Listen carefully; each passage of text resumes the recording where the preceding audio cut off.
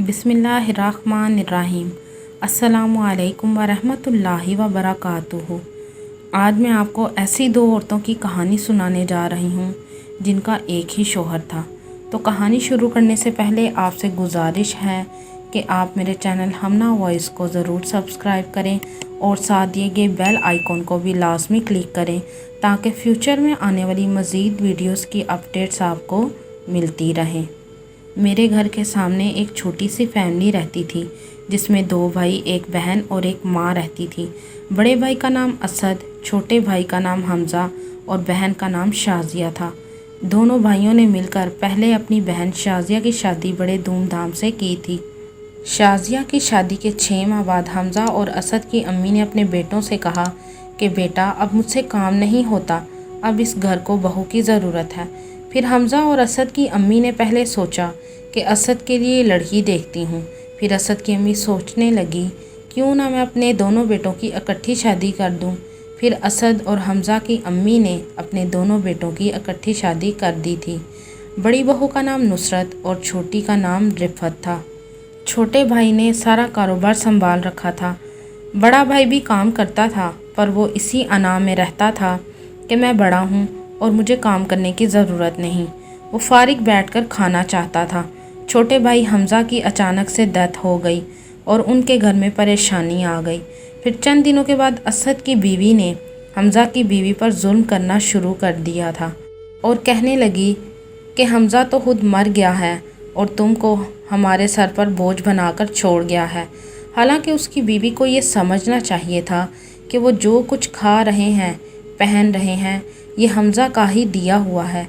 फिर ऐसा कुछ नहीं था कि नुसरत उसके शोहर के एहसान मानकर चुप कर जाती, बल्कि वो यही कहती, मेरे शोहर की कमाई पर तुम पल रही हो।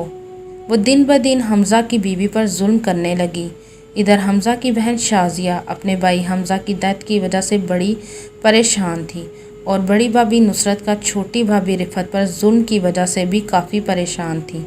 और हमज़ा और असद की अम्मी हमज़ा की डेथ के बाद काफ़ी बीमार रहने लगी थी। तो शाज़िया को जब मालूम हुआ कि मेरी अम्मी बीमार है तो वो अपनी अम्मी से मिलने के लिए आई। तो हमज़ा की बीवी रिफ़त अपनी सास के लिए सूप लाई और वो उनको पिलाने लगी। शाज़िया पास ही बैठी थी और नुसरत फ़ौरन उनके पास आ गई और कहने लगी कि खाओ खाओ, मज़े से खाओ और पेट भर कर खाओ, मेरे शोहर की कमाई। शाज़िया बोली कि नुसरत, तुम अपनी ज़ुबान को लगाम दो। जिसकी तुम बात कर रही हो या जिसको तुम बात सुना रही हो वो तुम्हारे शोहर की माँ है। ये बात सुनकर तो नुसरत को जैसे आग ही लग गई और वो अपना गुस्सा रिफ़त पर उतारने लगी और कहने लगी, तुम क्या इधर मेसनी गुन्नी बनकर बैठी हो? जाओ जाकर मेरे कपड़े प्रेस करो और कल की तरह मेरी शर्ट का बाजू ना जला देना। और रिफ़त खामोशी से चली गई। शाज़िया अपने घर चली गई। कुछ दिनों के बाद रात को 2 बजे शाज़िया को फ़ोन आया और उसे पता चला कि उसकी वालदा भी इंतकाल कर गई है। शाज़िया बहुत रोई। फिर वालदा के मरने के 1 हफ़्ते बाद जब मेहमान अपने अपने घरों में चले गए तो नुसरत ने रिफ़त को घर से निकाल दिया और रिफ़त सोचने लगी और कहने लगी, भाभी, मैं कहाँ जाऊँगी, मैं कहाँ रहूँगी? तो नुसरत बोली, ये मैं नहीं जानती, जाओ फुटपाथ पर जाकर रहो। जिन लोगों के घर नहीं होते वो भी तो वहाँ ही रहते हैं। फिर रिफ़त ने नुसरत की खूब मिन्नतें की पर वो ना मानी। जब रात का 1 बज गया तो रिफ़त रोती हुई शाज़िया के घर चली गई। और जब शाज़िया के घर पहुंची और उसके घर का दरवाज़ा खटखटाया तो शाज़िया परेशान हुई और कहने लगी कि इतनी रात को कौन आया होगा। तो फिर शाज़िया ने जाकर दरवाज़ा खोला तो रिफ़त को देखकर परेशान हो गई और बोली, रिफ़त, तुम इस वक्त क्या बात है, सब खैरियत तो है ना? तो शाज़िया का शोहर अली बोला, अरे पहले उनको अंदर तो बुलाओ, फिर बाद में बात कर लेना। तो शाज़िया रिफ़त को अपने घर में ले आई। तो रिफ़त ने बताया कि नुसरत ने उस पर इल्ज़ाम लगाकर उसको घर से निकाल दिया है। शाज़िया ने कहा, चलो कोई बात नहीं, अब तुम सो जाओ, सुबह बात करेंगे। अगले दिन वो नुसरत के घर गई और उससे बात की तो उसने फिर रिफ़त पर इल्ज़ाम लगाया कि कोई औरत बर्दाश्त कैसे करे कि कोई दूसरी औरत उसके शोहर पर डोरे डाले। शाजिया बोली, ये तुम कैसी बातें कर रही हो? जेठ तो बड़े भाई जैसा होता है और वो असद को अपना बड़ा भाई समझती है। अगर वो ऐसी होती तो हमारे भाई के साथ इतनी देर ज़िंदगी ना गुजारती और ना ही उसकी बेवा बनकर रहती। एक तो वो तुम्हारे घर का सारा काम करती है। जब से हमज़ा इस दुनिया से गया है तुमने उसको नौकर बनाकर रखा है और ऊपर से तुम उस पर इल्ज़ाम लगा रही हो। तुम कैसी औरत हो? तो नुसरत बोली, तो तुम इसकी इतनी सगी हो तो तुम क्यों नहीं इसको अपने घर में रख लेती हो? तो शाजिया बोली, हाँ मैं रखूँगी, उसे तुम्हारी तरह इल्ज़ाम लगाकर घर से नहीं निकालूंगी। तो नुसरत बोली, अच्छा तो तुम रख कर देख लो, फिर देख लेना इसके कारनामे। तुम्हारा शोहर भी इस डायन से नहीं बच सकता, वो तुम्हारे शोहर को भी अपने काबू में कर लेगी। तो शाजिया बोली, अपनी बकवास बंद करो। और फिर शाजिया रिफ़त को अपने घर ले आई। अभी रिफ़त को शाजिया के घर में आए हुए 2 दिन भी ना हुए थे कि नुसरत ने हर गली मोहल्ले में मशहूर कर दिया कि मेरी देवरानी का चक्कर मेरे नंदोई से है और वो निकाह भी कर चुके हैं। शाजिया जब घर से बाहर निकलती तो लोग उसे पूछते कि शाजिया, ये तुम्हारे शोहर ने क्या काम किया है? तो शाजिया बोली, ऐसा तो कुछ भी नहीं है। शाजिया और शाजिया का शोहर अली लोगों की बातें सुनकर तंग आ गए थे और सब कहने लगे कि अली ने 2 शादियां की हैं। लेकिन अली कहता कि ऐसा कुछ नहीं। तो लोग कहते, फिर उसे घर में क्यों रखा है? शाजिया रिफ़त को घर से नहीं निकाल सकती थी।